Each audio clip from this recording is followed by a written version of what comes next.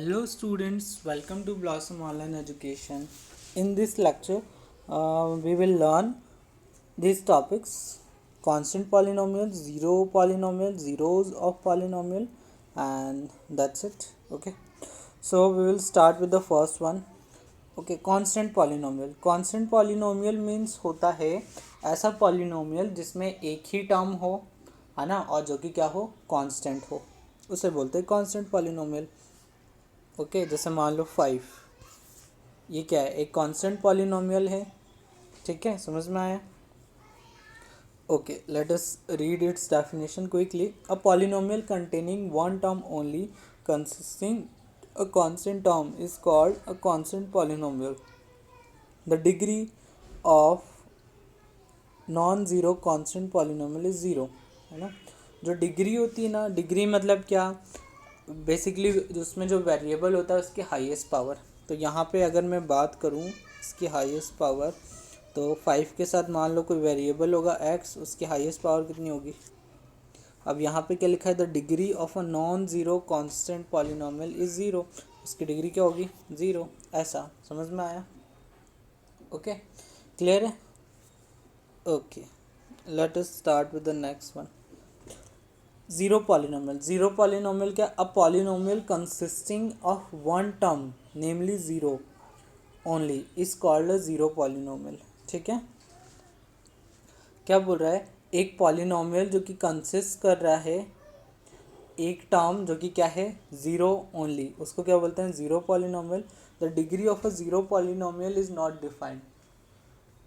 जो zero polynomial की जो डिग्री होती है ना, वो नॉट डिफाइंड होती है. ओके, अब देखो मैं आपको आज आपको ये बताता हूँ नॉट डिफाइंड की कंडीशन कब बनती है. अगर मैं आपसे पूछता हूँ, जैसे फॉर एग्जांपल एक अलग चीज़ है, 3/3.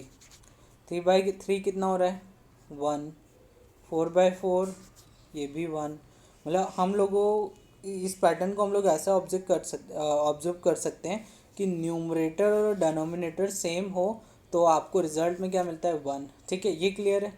अब अगर मैं आपसे एक ऐसा क्वेश्चन दे दूँ, 0/0, अब बताओ आप क्या बोलोगे कि सर हमने तो एक पैटर्न ऑब्जर्व किया था कि अगर ऊपर और नीचे दोनों में सेम हो तो आंसर आता है 1. और आपने हमने ये भी पढ़ा है कि अगर ऐसा लिखा हो 0 में कोई नंबर डिनोमिनेटर, तो इसका आंसर क्या होता है, 0 होता है. ठीक है, अब देखो ये जो हमारा प्रॉब्लम है इसके मल्टीपल आंसर हो सकते हैं, 1, 0. ओके, सो इसे हम लोग किस कैटेगरी में रख देते हैं, नॉट डिफाइंड. इसलिए आपको जब भी आप रैशनल नंबर पढ़ते होंगे तो आपको बोला जाता है कि किसी नंबर को अगर p और q है जहाँ पे q किसके इक्वल नहीं है, 0 के इक्वल नहीं होना चाहिए, तो ही वो रैशनल नंबर होता है. एक तो ये कंडीशन हो गई, है ना. मैंने आपको बताया अनडिफाइंड क्यों बोला जाता है, क्योंकि कई बार उसका आंसर 1 भी आ रहा है किसी पॉइंट ऑफ व्यू से और किसी पॉइंट ऑफ व्यू से 0 भी आ रहा है, तो उसका आंसर एक तरीके से क्या है, नॉट डिफाइंड है. क्लियर है, इसलिए नॉट डिफाइंड बोलते हैं. अब यहाँ पे ज़ीरो पॉलिनोमियल का मतलब क्या है कि बेसिकली आपका पॉलिनोमियल क्या है, ज़ीरो, कुछ नहीं. ओके, यहाँ पे हम लोग ऐसा बात कर सकते हैं. तो ज़ीरो पॉलिनोमियल की जो डिग्री होती है वो नॉट डिफाइंड होती है, ये आपको समझ में आया, है ना. मैंने आपको बता दिया कि नॉट डिफाइंड क्यों.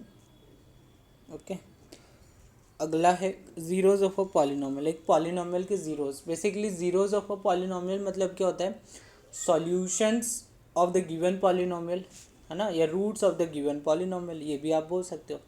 ज़ीरोज़ मतलब हमको ऐसी वैल्यूज़ निकालनी है पॉलिनोमियल में कि जिनको हम वेरिएबल की प्लेस पे रखेंगे तो आपका आंसर कितना आएगा, 0 आएगा. ओके, तो उसे बोलते हैं ज़ीरोज़ ऑफ पॉलिनोमियल. सपोज करो एक पॉलिनोमियल क्या है, पी ऑफ एक्स. अब पी ऑफ एक्स मतलब क्या होता है ये समझो. पी ऑफ एक्स मतलब ऐसे मान सकते हो आप कि एक पॉलिनोमियल है ना, जिसका नाम मैंने पी ऑफ एक्स रख दिया. जिससे मैंने मान लो पॉलिनोमियल ले लिया x+5. ओके, अब ये एक पॉलिनोमियल है ना, ये पॉलिनोमियल है जिसका मैंने नाम क्या रख दिया है, पी ऑफ एक्स रख दिया है. अब मेरे को एक बात बताओ कि इस पॉलिनोमियल के ज़ीरोज़ पता है आप कैसे निकालोगे एक्स की ऐसी वैल्यूज़ जिनको यहाँ पे रखने पे आपको क्या मिल जाए, ये जो पॉलिनोमियल है इसका आंसर आपको क्या मिल जाए, 0 मिल जाए। ओके, सो देखो x की ऐसी कौन सी वैल्यू हो सकती है, अगर मैं यहाँ पे -5 रख दूँ तो ये माइनस का 5, ये प्लस का 5, तो ये क्या हो गया 0। तो x की एक वैल्यू क्या हो सकती है -5। तो अगर आप इसके सॉल्व मतलब इसको सॉल्व करोगे, इसके रूट्स निकालोगे, तो आपका आंसर वही आएगा। x+5 हमें किसके इक्वल चाहिए, 0 के। तो x की वैल्यू कितनी मिलेगी आपको, -5। तो देखो ये क्या हो गया, इसका सॉल्यूशन हो गया, यस बोल सकते हैं। ये क्या है हमारा, जीरोज ऑफ पॉलिनोमियल। अब डायरेक्टली आपको मैं क्या पूछ सकता हूँ बताओ, ऐसा मैं आपसे पूछूंगा कि मैंने आपको एक इक्वेशन दी है x+5, ओके, ये एक पॉलिनोमियल है, मैंने बोला है बताओ p ऑफ -5 ज़ीरो है या नहीं। अब ये देखो -5 यहाँ पे क्यों लिखा है, आपको बेसिकली क्या करना है, x की जगह पे अब आपको क्या रख देना है, -5। तो मैंने x की जगह पे रख दिया -5 और ये +5, तो इसका आंसर मुझे कितना मिला, 0। समझ में आया कि ज़ीरोज़ ऑफ पॉलिनोमियल कैसे निकालते हैं। तो वही, जहाँ आपके वेरिएबल की वैल्यू मोर देन 1 हो तो आपके आंसर मोर देन 1 आएंगे। अब देखो ये भी एक मतलब एक बोल सकते हो एक पैटर्न होता है या एक तरीका होता है कि आप किसी भी इक्वेशन को देख के बता सकते हो कि इसके कितने आंसर्स आएंगे।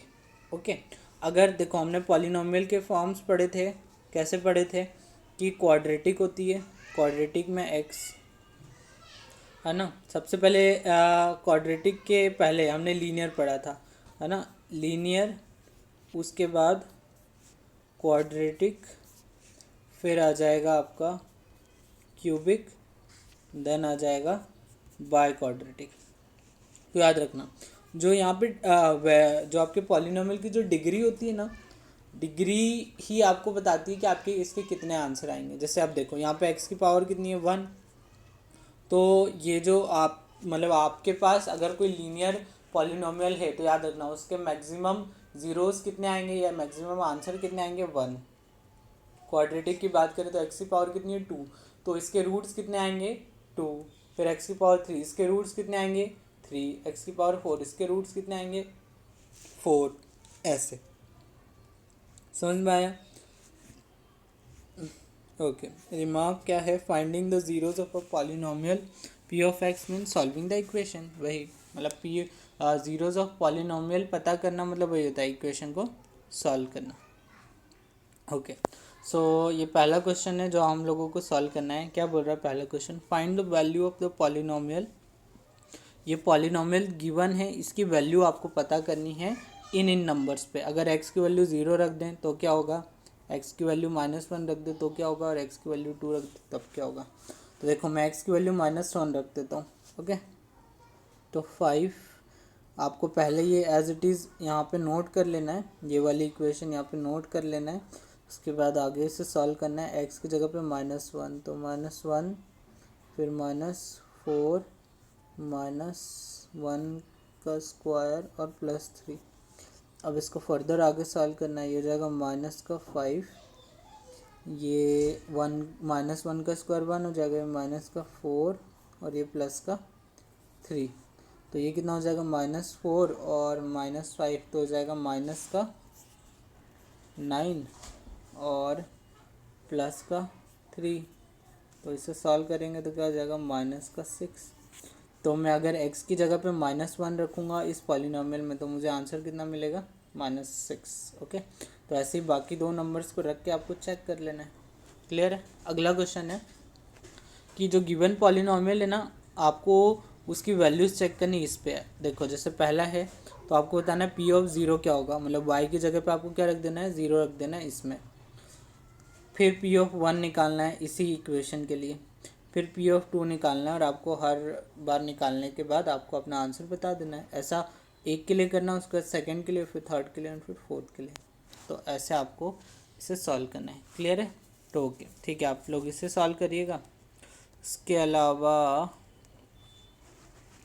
ये वाले क्वेश्चन है, इसमें आपको क्या करना है, देखो इसमें आपको वेरीफाई करना है, verify whether the following are zeros of a polynomial indicated against them. आपको बताना है कि देखो जो x की वैल्यू यहाँ पे एक पॉलिनोमियल दे के रखा है, लीनियर पॉलिनोमियल है, x की वैल्यू क्या दे के रखी है, x इज इक्वल टू -1/3। तो आपको चेक करना है x की वैल्यू यहाँ पे रख के कि आंसर 0 आ रहा है या नहीं। अगर 0 आ रहा है तो जो गिवन नंबर है वो क्या है, 0 है पॉलिनोमियल का, अदरवाइज नहीं है। तो आपको वेरीफाई करना है या नहीं है। तो x की वैल्यू रखते जाओ देखते जाओ, x की वैल्यू रखते जाओ देखते जाओ।